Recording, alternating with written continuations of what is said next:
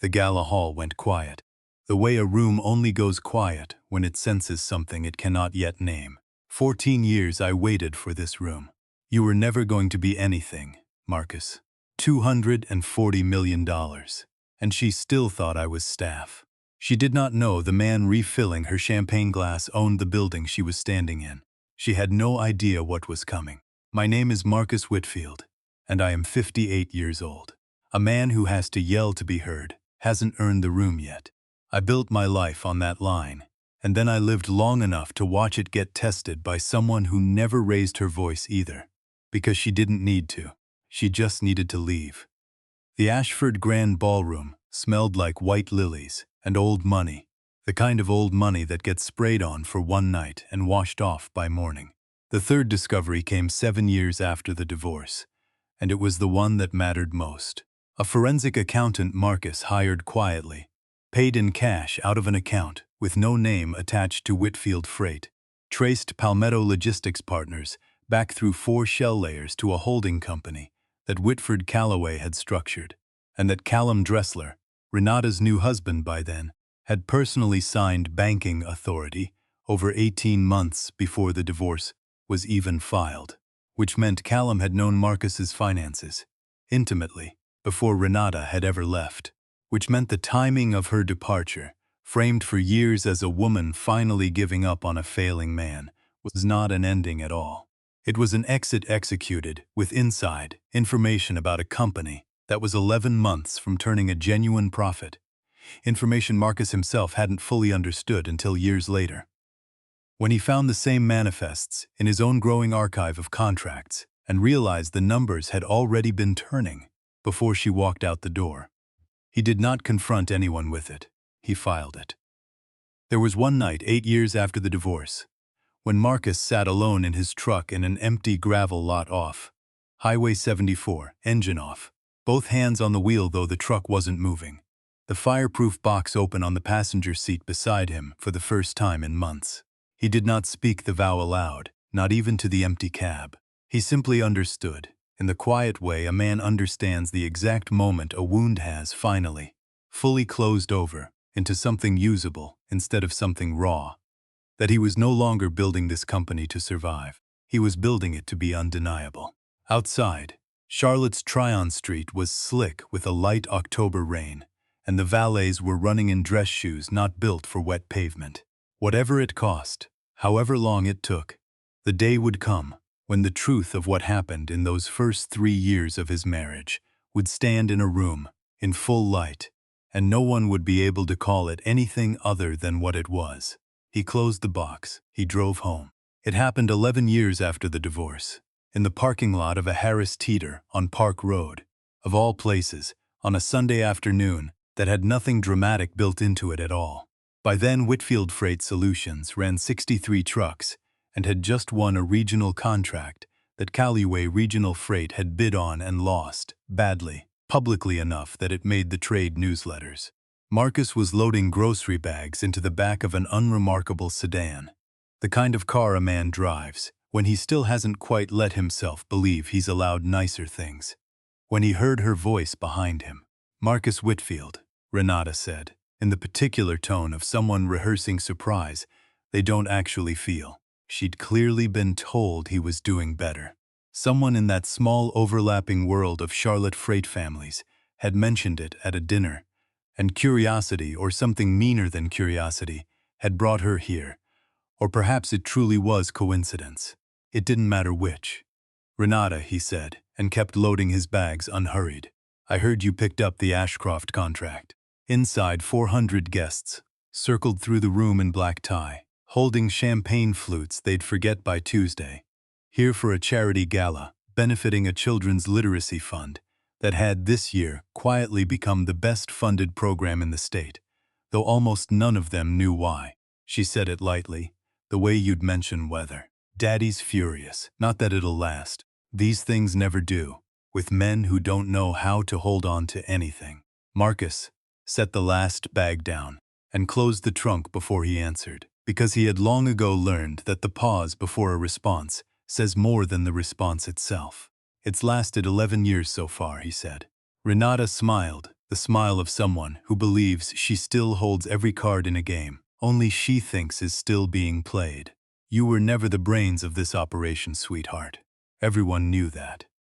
Daddy carried you for years out of pity, and the second we left, you should have folded within a season. I don't know how you're still limping along, but I do know it won't last. It never does with men like you. Renata Calloway, formerly Renata Whitfield, stood near the center table in a deep emerald dress, laughing too loudly at something one of her tablemates had said. She said it easily, almost kindly, the way people say the cruelest things when they've said them so many times in their own head that they've stopped hearing the cruelty in them at all. And there it was, not an insult so much as a confession dressed as one. Everyone knew Daddy carried you the second we left. She had just told him, in the middle of a grocery store parking lot, exactly what Marcus's forensic accountant had spent months proving with paper. That the timing of her departure had never been about giving up on a failing man. It had been engineered around information she and her family already had.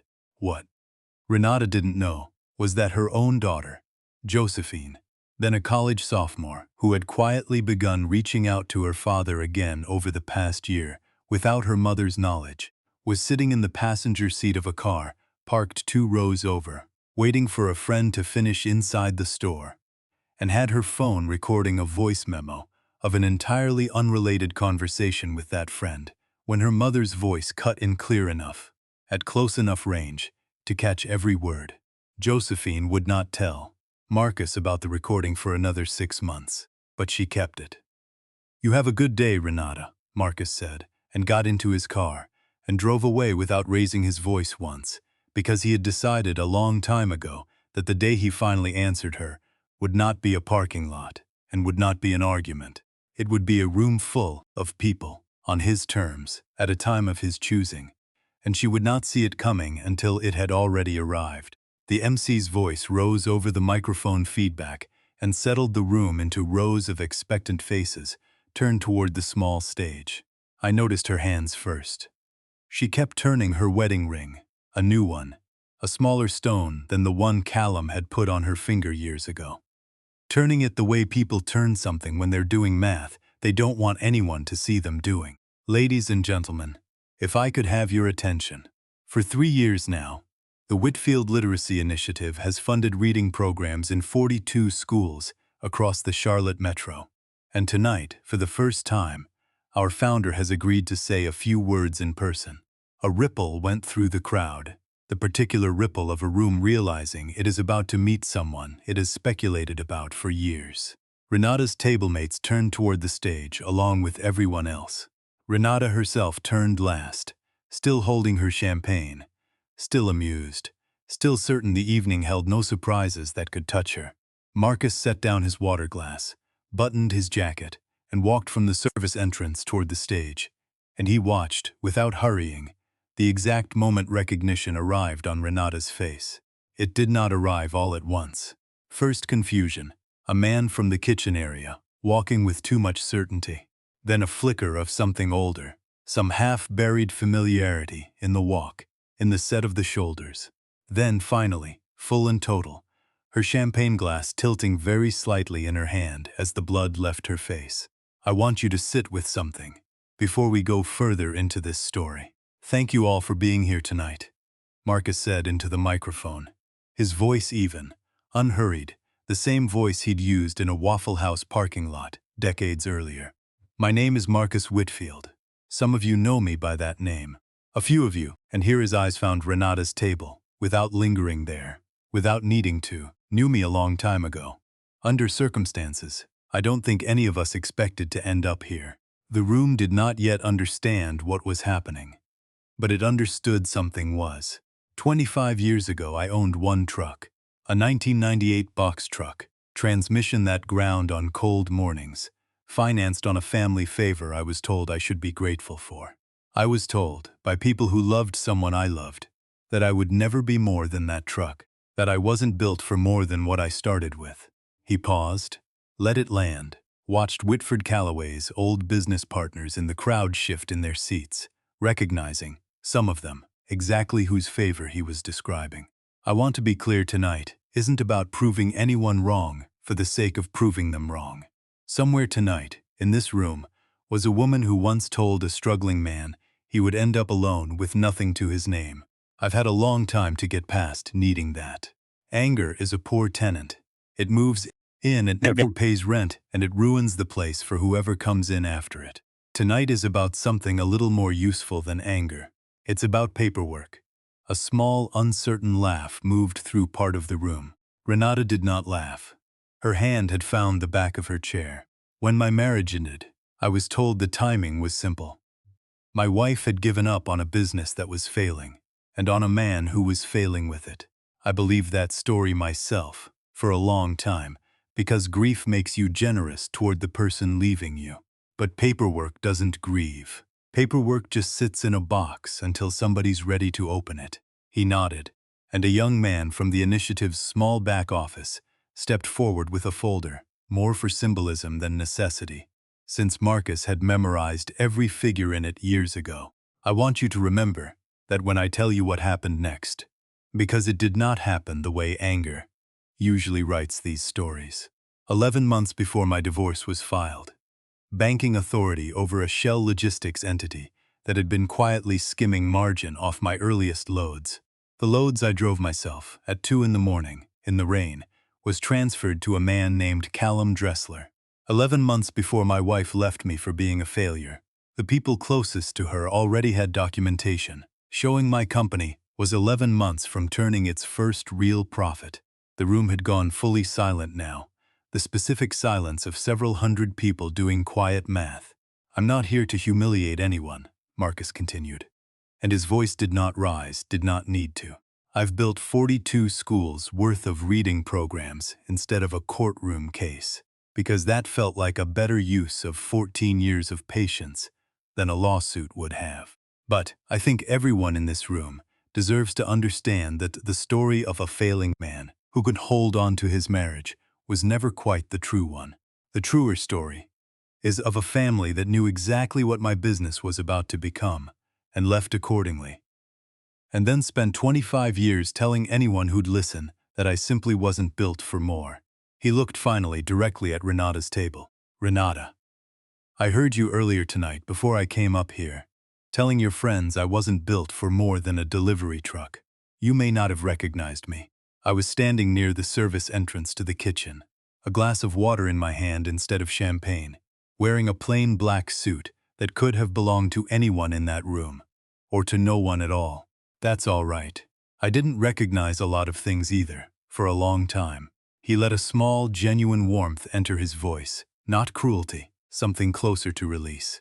But I want you to know I'm not angry with you anymore. I stopped being angry with you years ago, somewhere around truck number 30, I think. I kept the paperwork, not out of spite, but because a man builds his life on the things he can prove, not the things people once told him about himself.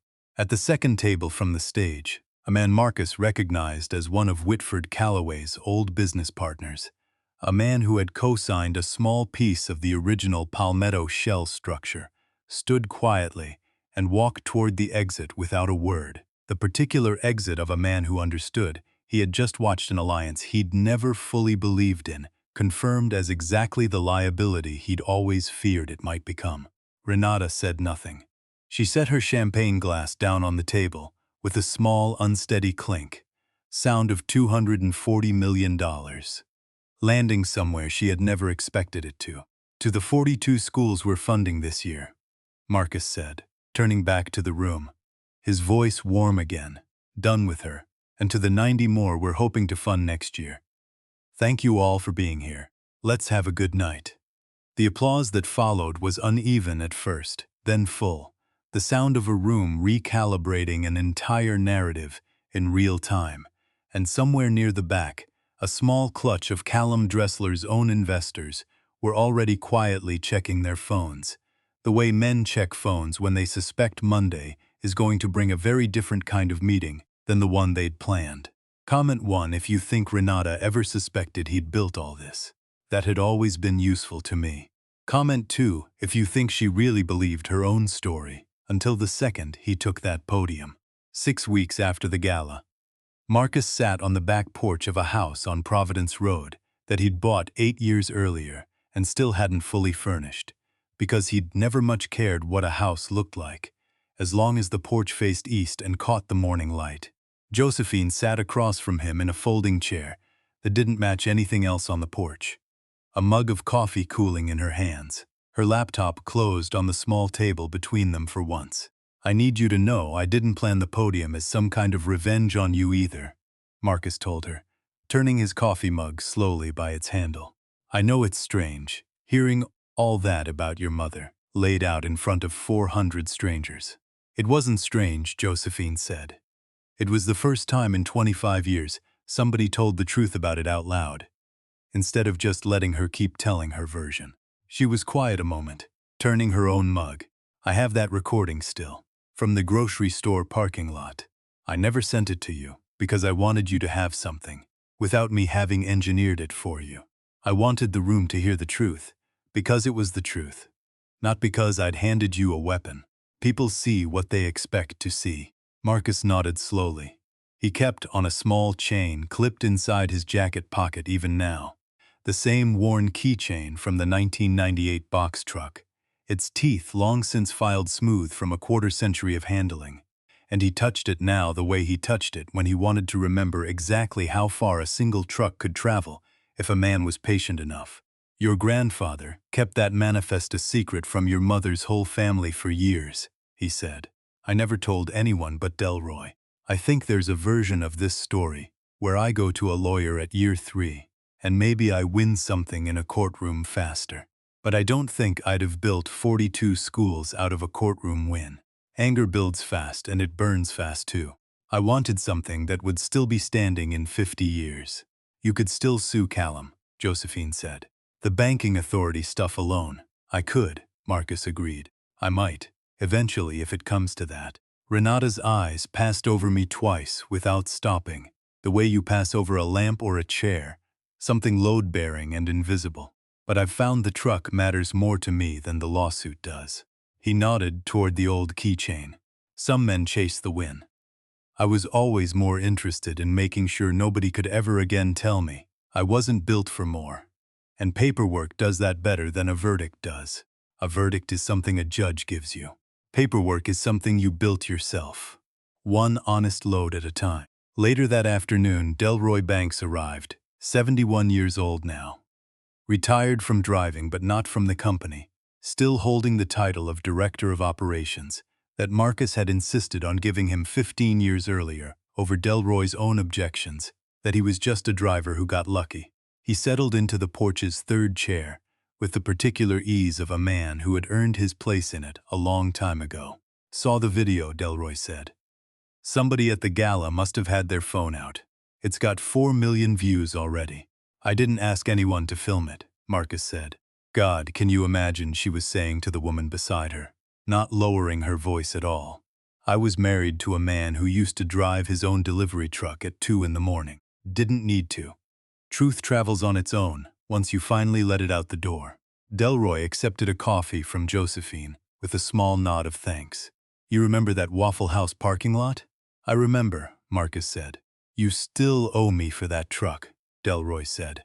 And it wasn't the first time he'd said it in 25 years, and it wasn't a real demand either. Just the small ritual two old friends keep alive between them. Because the ritual itself is the point. "I bought you the truck back a decade ago outright, Delroy. I know. I just like hearing you say it." Delroy grinned, and the two men sat in a silence that had nothing uncomfortable in it at all. The silence of men who had spent a great deal of their lives waiting for something, and had finally, without needing to announce it to anyone, arrived. Before Marcus left the porch that evening, one more piece of business found its way onto his desk, brought by his company's HR director in a simple email.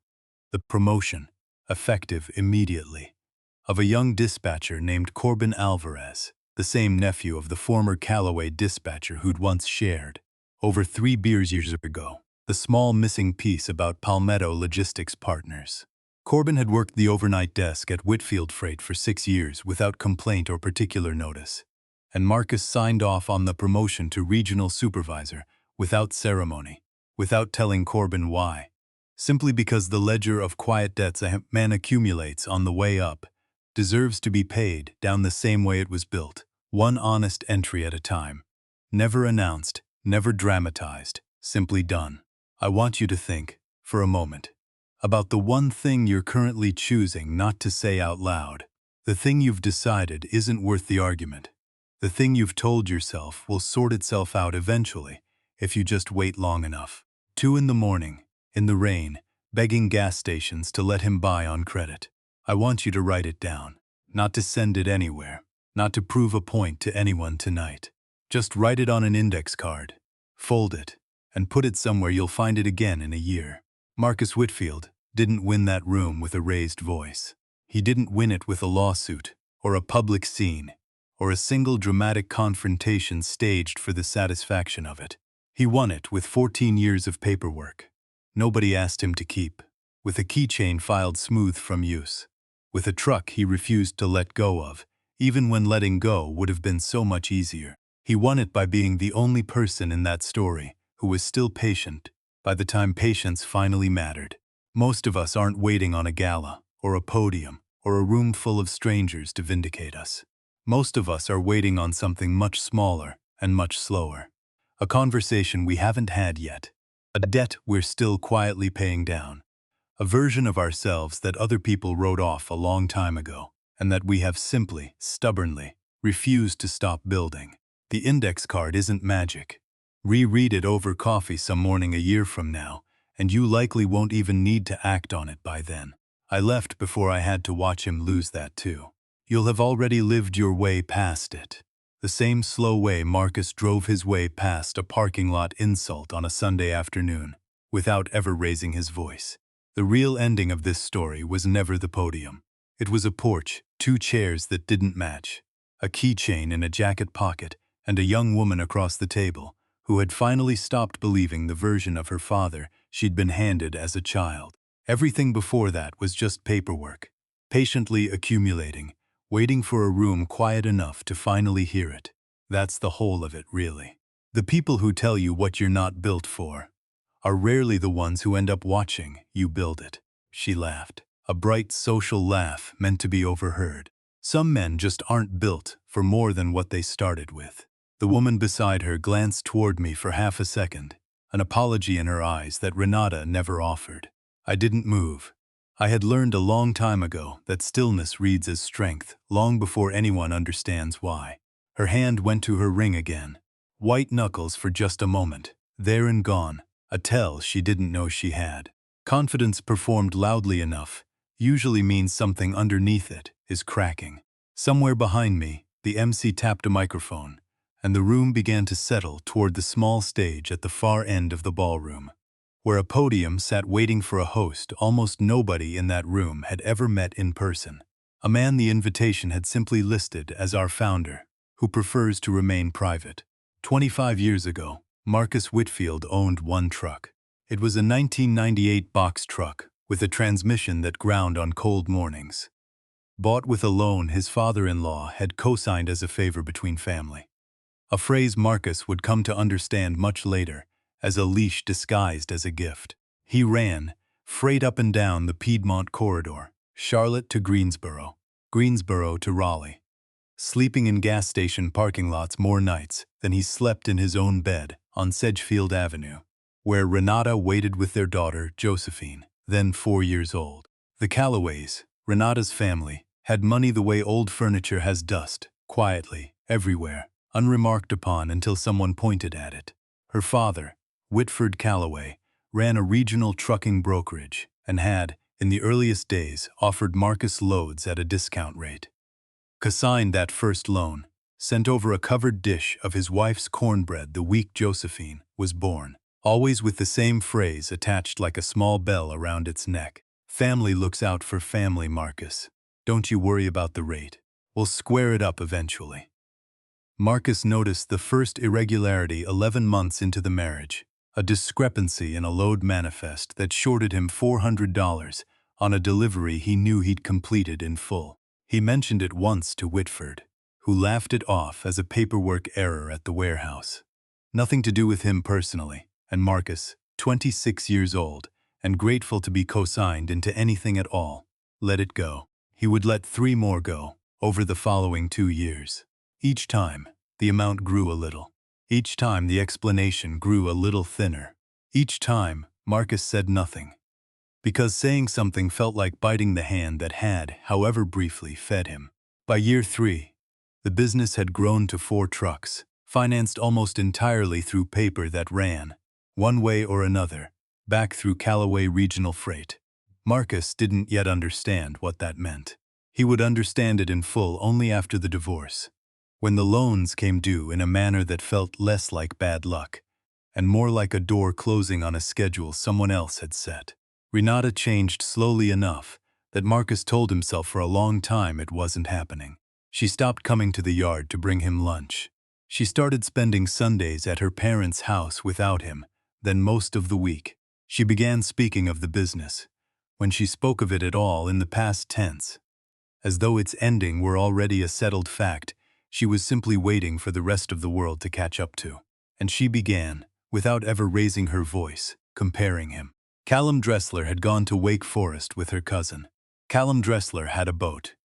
Callum Dressler didn't smell like diesel when he came in from work, because Callum Dressler had never done a day of work that left a smell on him at all. Marcus noticed all of it. He said nothing about most of it. Anger is a poor tenant, he would tell himself on those long overnight runs, staring at reflectors on empty highway. It moves in, and it never pays rent, and it ruins the place for whoever comes after it. He did not yet know how much he would need that patience, or for how many years. The irregularity that finally moved him to act came 18 months before the divorce papers were filed. A manifest, again this time not for $400 but for $11,000, routed through a shell entity Marcus had never heard of. Palmetto Logistics Partners, registered to an address that turned out to be a mailbox store off Independence Boulevard. He copied the manifest by hand late one night in the cab of his truck, because he did not yet trust that the original wouldn't disappear if he asked to keep it. He brought it to exactly one person. Delroy Banks had been riding with Marcus as a second driver for 2 years. By then, a quiet man 11 years older who had lost his own rig in a bankruptcy. Nobody at the yard liked to discuss. Marcus trusted him the way you trust someone who has already lost everything once and has nothing left to prove by lying to you. I need you to remember today's date, Marcus told him, parked outside a Waffle House on Wilkinson Boulevard. At 2 in the morning, the copied manifest on the dashboard between them.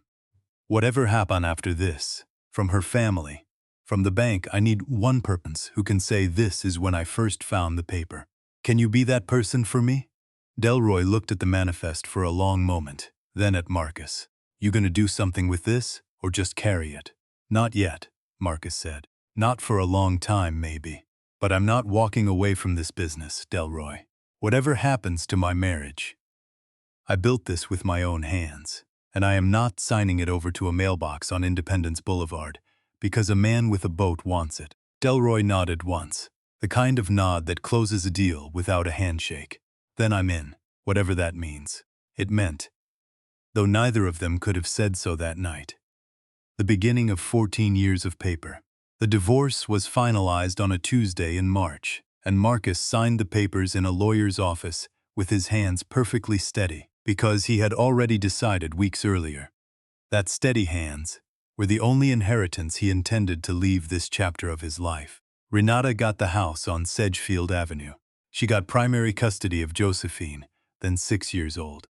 Marcus got 4 trucks with liens against them that Whitford Callaway's bank called due within 90 days, a clause Marcus hadn't noticed buried in refinancing paperwork he'd signed 2 years earlier. Trusting. Still, in family looking out for family. He lost 3 of the 4 trucks by June. He kept the 4th, the original, the one with the grinding transmission, because Delroy Banks quietly bought it off the auction block himself, using severance he'd gotten from a construction job, and handed the title back to Marcus in a parking lot without ceremony. Consider it a loan, Delroy said. Pay me back when you own the state.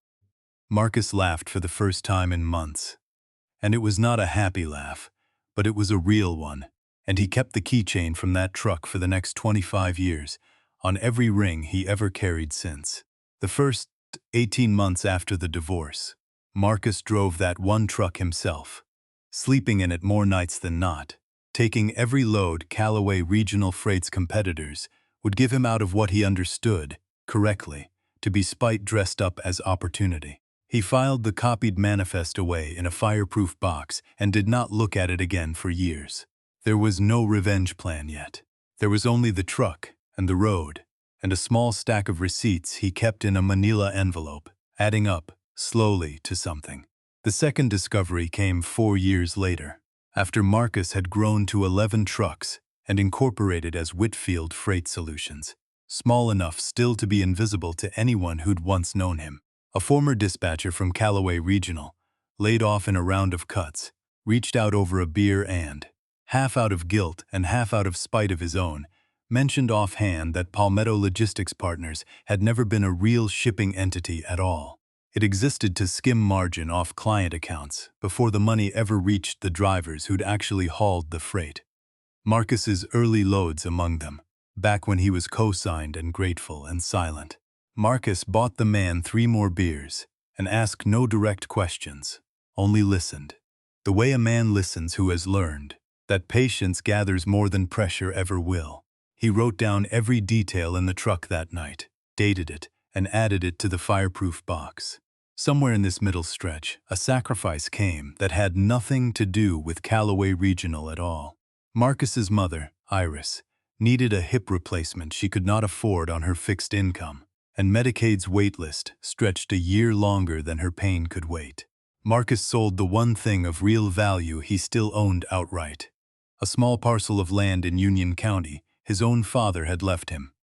A 1/4 acre his father had once talked about building a cabin on, and never did. Marcus signed it over for $18,000, enough to cover his mother's surgery and 6 months of recovery care, and told no one, not Delroy, not even his mother herself, exactly what it had cost him. He drove her to every physical therapy appointment himself between hauls. And when she asked how he'd afforded it all, he told her the business was doing better than she knew. It was not yet. But some debts you pay before you can afford to, because the alternative is watching someone you love wait in pain for a system to get around to them.